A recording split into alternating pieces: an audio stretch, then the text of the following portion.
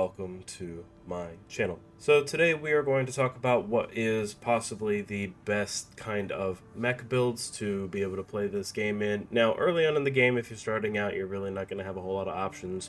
You're still getting your parts, you're starting out with the basic AC, you're just kind of making your way through it. But as you progress and as you're able to unlock certain points in the game, I could definitely want to kind of show you what I think is the best way to approach being able to beat Armored Core.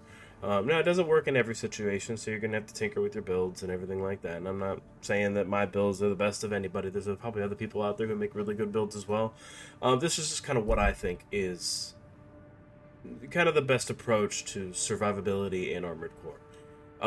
So I'm going to go into assembly here, just kind of do a breakdown of what I've got going on. Some people may be like, oh, it's too weak, or it's this, or oh, it's that. Do your own thing. I am just throwing ideas out there to help some people who might be struggling to get through it. I'm going to be going through New Game Plus with this build for the most part, except for some missions that require me to have a little bit more of an arsenal. And what I mean by that is my current build is very light, very, very, very light. And I'm going to go into all that and show you guys kind of what I have going on. But before I do so, I do have a channel on Twitch. I do believe in giving back. So I have a charity up on over there, so if you like this video, if you're enjoying what you see, enjoying my content, please let me know.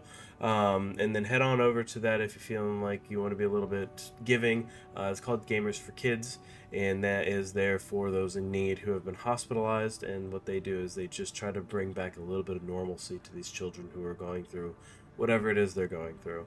So that is on my Twitch page in my bio. It's to the right of like the purple banner. It says Gamers for Kids. If you could just do that, I'd greatly appreciate it. But without further ado, we're going to go ahead and jump into this thing. Alright, so as you know, this is your basic assembly screen. I have kind of purchased already everything I typically use.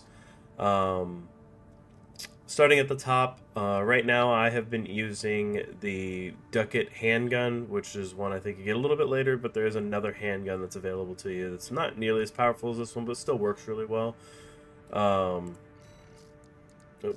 So this is the one I'm using. It does 235 attack power, 300 impact damage, so it can build up that stagger, you know, fairly quickly especially when you're doing close combat, because instead of doing ricochet hitting, you're going to impact. And it's got 182 rounds. It only does, I think, 6 or 8 round clips or something like that. So you do have to reload often. Now, my secondary weapon to that is I'm doing very close range because I'm a very lightweight mech. So I have the laser dagger, the VP67LD, which does 3 consecutive hits when you start impacting on those damages, which can amount to like 2,200 and some damage total output. Whereas this one does 1 hit at 1630. This one does 1 hit at 1151. Now, some of these do charge hits that are way stronger, but how often are you going to land a charge hit? Not too much unless you're just focusing on strictly staggering, which blade weapons can also do a lot of stagger damage. So that's definitely something to keep in mind is do you want to put the damage down as you do the attacks, or are you trying to do as much damage in one blow as possible? I prefer to try to break it down and do as many hits and damage and do the most damage possible right then. There is also the Moonlight Blade. If you don't have that one, that's a good one for kind of close to mid-range blade combat, because it does throw the blade. So you do get like a blade attack that can hit at a distance. This one is also fun. If you do ever decide to use this one, this little thing right here definitely packs a little punch. Its impact power is insane, and if you manage to hit a charge up hit on it, it does immense amount of damage. I also have no shoulder weapons, and the reason for that is I keep my mech as light as possible. Your blade weapon doesn't run out of ammo, so you don't have to worry about not having ammo if your gun goes out. If you can maneuver yourself around and still hit these enemies and not really get hit, then you should be fine. Now, obviously, AC battles, things like that, you're probably going to need a little bit more firepower, probably some shoulder weapons or two guns in the arms, or whatever it is you may have to do to survive an AC fight. I still tend to kind of stick with this build here to do most of my fighting, just because I love the agility of it. It's just I'm going to get into that a little bit more here in a second. Now, I don't have the top of the line AC components, your base components. I don't have the top of the line ones. I have lightweight ones. Every piece that is lightweight. Yes, I lose a lot of AP. Yes, I lose a lot of resistances to damage types. But my advantage is if you can hit me. Now, I mean, obviously, I do get hit a little from time to time. But with this build that I have here, I'm moving so fast that most of the time I don't get hit often. Missiles don't track well. Bullets don't track well. Lasers, they just don't track well with how fast I move. So this is the one that I have, the Tien Kang. That's my headpiece there. My armor core piece is the Nextrier. I hope I said that right. 40E. And this is the lightest that I found so far core that you can equip. Now, it is very energy demanding, so make sure you have the generator to back that up, and I'll show you what generator I use to go into it. I am also using the Alba arms, which you get a little bit later in the game, I think closer towards the end of the game. I'm not going to try to ruin too many spoilers if you haven't made it that far. But you do get these eventually. There are other ones that are about just as good, like these ones here. There's a couple, I think these ones, I can't think of the other. Oh, these ones here are pretty solid too.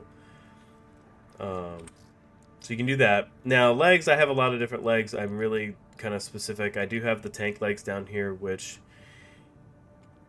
I'll get into that in a second. So the legs I'm actually using are the Firmeza bipedal legs. Most people like to do quad because of the hovering and they can continue to move around and shoot. But to me, it's just not agile enough.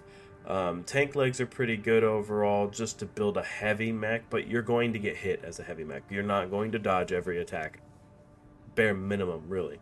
So unless you have a high AP and you can just take the brunt of most damage, then it's not...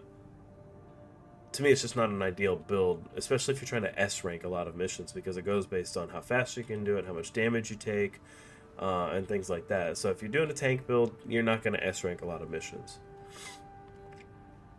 So these are the lightest bipedal legs that I have. So this one allows me and this is where I'm going to get into what I'm talking about. So yeah, I don't have a lot of AP, a lot of kinetic defense, a lot of anti-energy and explosive. It's not a lot.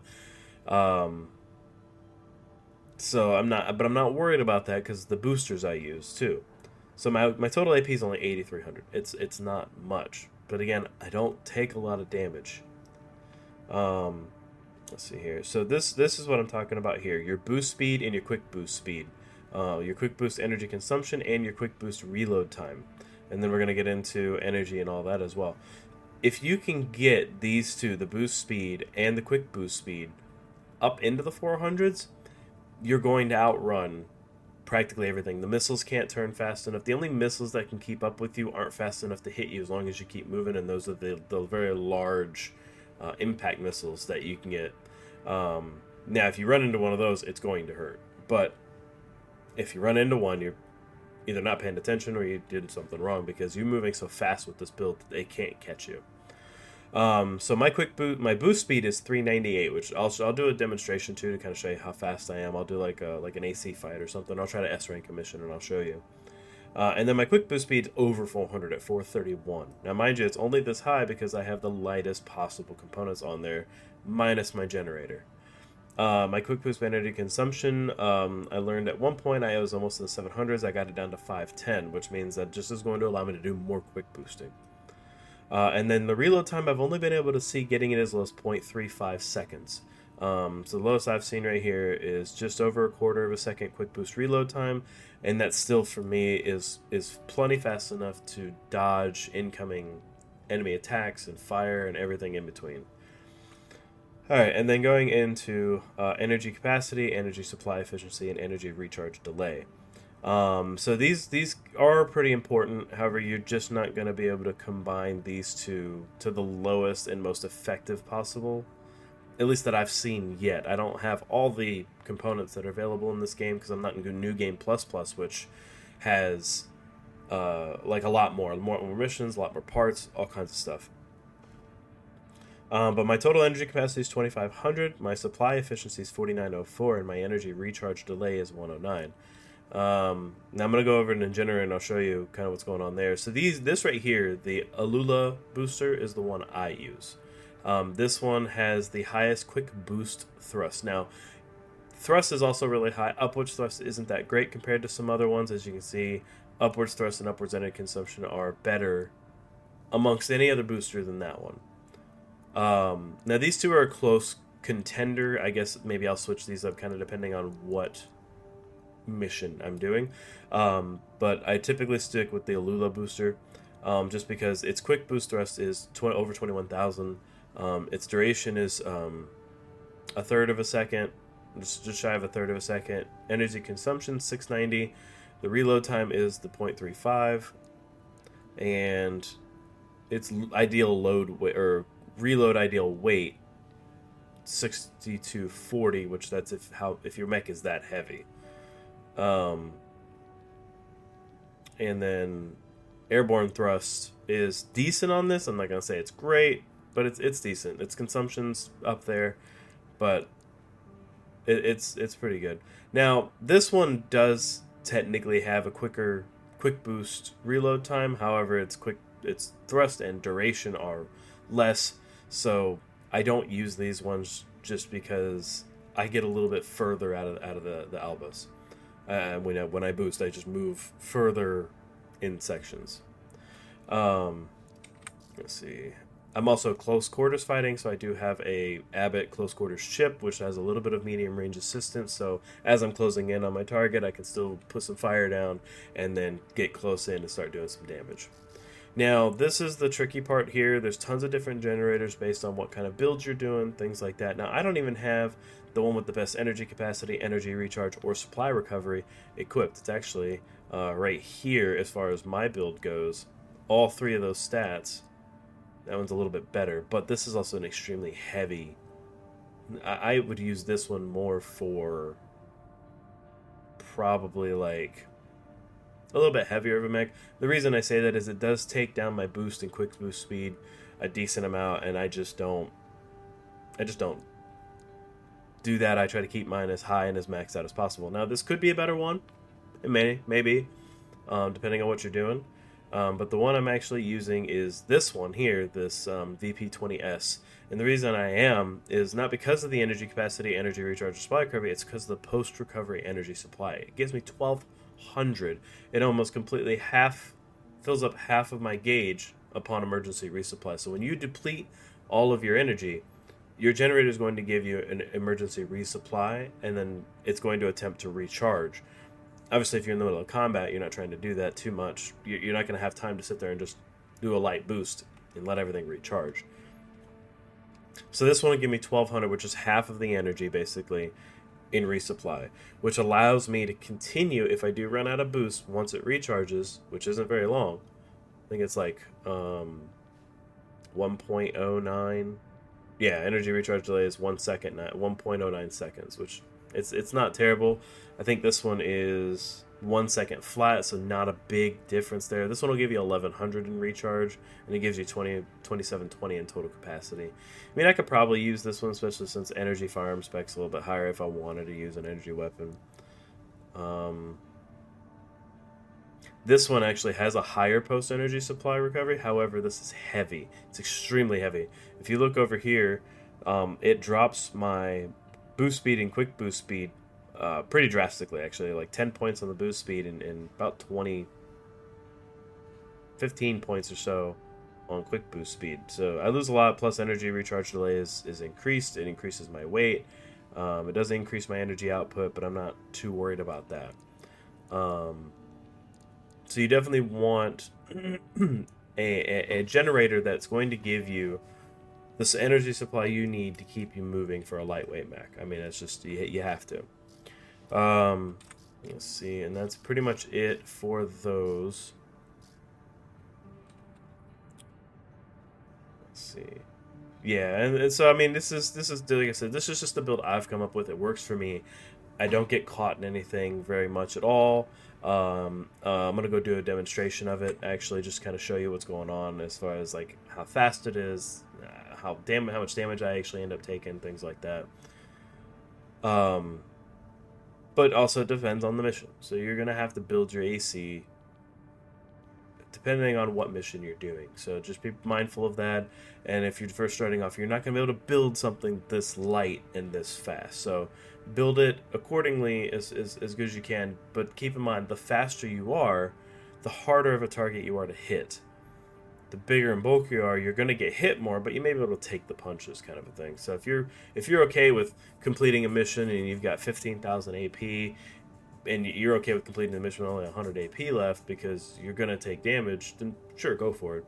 I like to try to do the best I can and S-rank a lot of missions, so I go a little bit more lightweight. Now, like I said before, if I get hit, I mean, it'll sting. It will absolutely sting. But that's why I have the setup I have. I just don't get hit very often. So I'm going to do a demonstration, kind of show you what I've got going on here as far as my AC. That's not what I wanted. So I've already started to S-rank some. This is the very starting mission, the illegal entry. It gives you the starting mech to work on, so I'm going to S-rank that here in a little bit. I've been trying to S-rank this one. It doesn't matter what I do, it just will not S-rank. I've cleared out all the enemies. I've taken very small amounts of damage. I don't know what the requirements are to get this to S-rank, but I'm going to figure that out later, and I'll probably post a video on it just so if anyone else has a hard time S-ranking it, at least you'll get an idea of how it's supposed to work. I'm definitely not going to be able to do this one as close quarters. I'll probably have to definitely build this one up to be more airborne and high firepower, because that's that giant. If you haven't done it yet, don't pay attention, but if you have, it's that giant mining rig. Operation Wall Climber. I can probably A rank that one, but I'd have to fiddle with it for a little bit and try to get that up to S rank. Let's see. This is the one with the invisible ones, so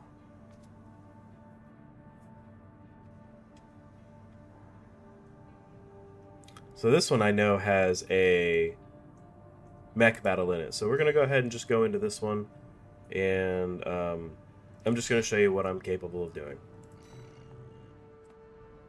621. You should be used to Rubicon by now.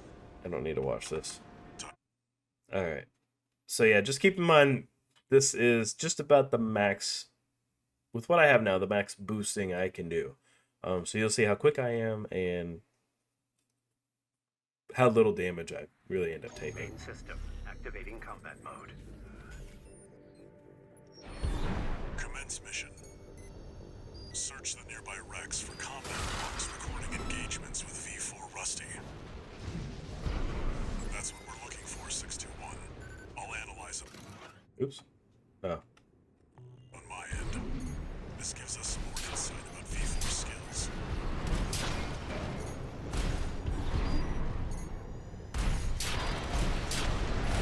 You see there how those missiles, even though I was regular boosting, they didn't even touch me just because I am so fast. Analyzing log. Some more evidence on what the cruel situation looks like.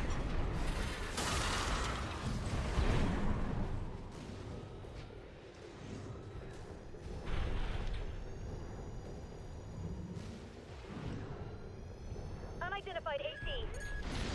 Open fire! Kill the intruder!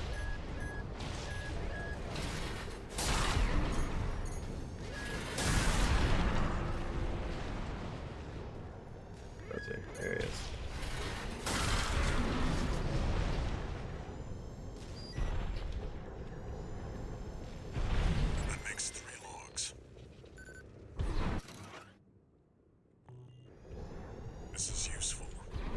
And I'm not going to read those right now just because I'm just showing you what this AC design is all about.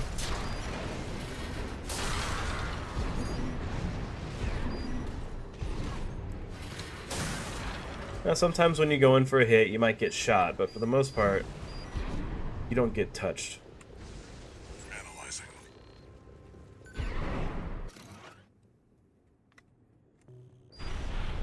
Worthless. Oh, and I did want to say also, too, I don't really, I was going to mention about the tank legs. Now, those tank legs do technically have the highest quick boost efficiency ratios of the legs. However, I'm not a fan of how the tank legs move.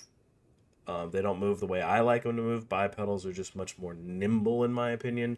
So, I mean, if you're wanting to do high damage and still have good mobility, you can definitely use those. This is just my preferred way of doing it, just because I feel more nimble and just easier to dodge than those other tank legs that kind of look like a wheelchair, you know. So, just if you like that, then do that. But that's just, in my opinion, those aren't that effective for trying to S rank or anything like that. Worthless.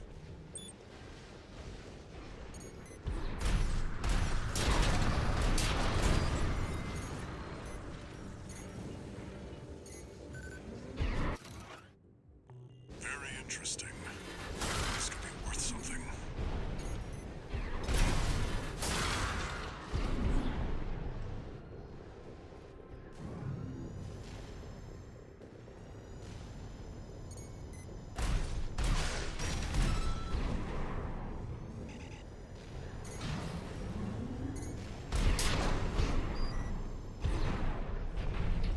That's 5 logs.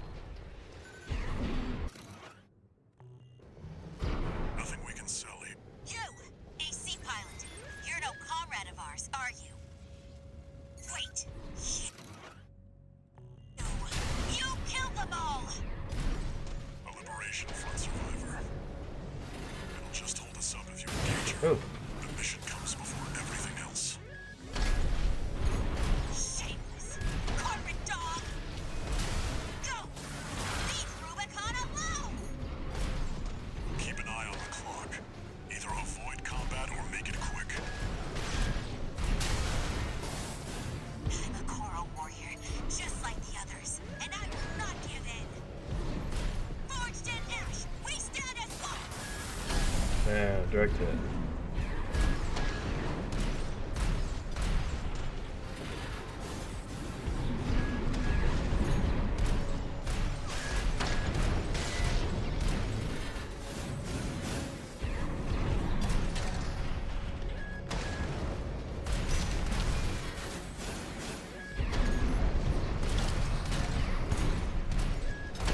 Not like you, a greedy hound.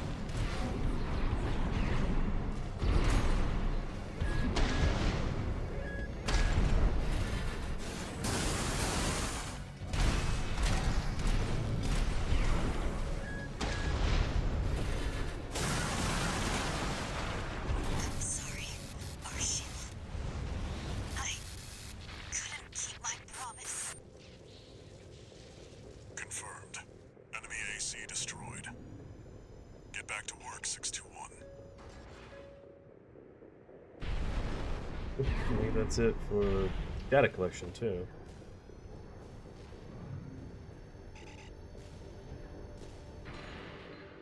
Wrap it up. Okay. Arquebus's main force will be here any minute now. We've got enough logs to satisfy the request. That's it for this job, 621. I probably only aided this one. I did take quite a bit of damage. Kind of got right in front of her, went up to attack, and she just blasted me. So, but as you can see overall, like, you can't be touched. Like, as long as you're on a B, so as long as you're on the move, you're not going to get touched. I mean, you're going to move around. You're going to be extremely hard to hit. At one point, I was like right in front of her, and she still missed me because I was able to get out of the way plenty fast enough. So, just in my opinion, that's the best mech builds to kind of go for, the lightweight ones with high boost capability, just because that's what's going to keep you out of the danger the most. Now, if I wouldn't have taken any damage or gotten hit straight in the face, I probably would have finished with, like, out of my 8,300, like 7,900 AP or something like that. So, But other than that, that's going to go ahead and conclude this video. If you like what you saw, go ahead and hit that follow button, hit that like button, whatever it is you want to go ahead and do. Hop over to my Twitch channel and then like it there. I do stream. I try to stream daily. Sometimes I can't get on daily, but I do my best. But other than that, thank you for coming to check out my channel. I hope some of this information was extremely helpful to you. I hope you're able to get through this game. I thoroughly enjoy this. I've loved every From Software game that's ever really been developed, so I know I'm a huge fan of this game. But that is going to cut it for me there. You all have a good one, and I'll see you on the next video. This is Guilty Butter, signing off.